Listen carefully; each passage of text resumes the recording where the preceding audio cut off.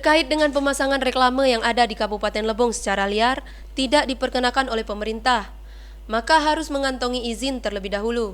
Maka dari itu, harus diketahui bahwa pemasangan reklame dan sejenisnya juga dikenakan pajak oleh instansi terkait. Hal ini diungkapkan oleh Kabid Pendapatan Daerah Rudi Hartono yang juga berkenan untuk menarik pajak bagi pemasang reklame yang berada di bawah naungan pendapatan daerah di Kabupaten Lebong. Namun berbeda dengan reklame pemerintahan, di mana untuk reklame semacam kegiatan pemerintah tidak dikenakan pajak. Maka pihak pendapatan tidak ada kewajiban untuk menarik pajak dari pemasangan reklame tersebut. Dan pihak pendapatan daerah pun tidak bisa menarik pajak apabila adanya pemasangan reklame nakal yang tidak disertai izin.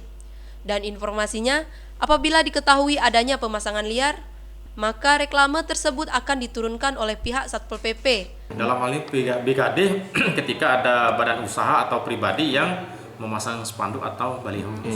Di dalam perbuk kita juga itu berbeda ya, ada yang kelas spanduk, kemudian baliho kan. Itu itu berbagai macam ukuran, itu sesuai dengan ketetapan per meternya itu dalam perhitungan pajak daerahnya atau pajak reklame. Berarti perhitungan pajaknya sesuai dengan ukuran juga, Pak ya? Ya, sesuai dengan ukuran, sesuai dengan regulasi kita. Dan hal ini juga diatur dalam pasal 43 sampai dengan pasal 51 Undang-Undang Nomor 28 Tahun 2019 terkait pajak reklame yang kewenangan memungut serta diberikan kepada kota atau kabupaten. Dari Tubui, Dimas Kintan, Lebong TV melaporkan.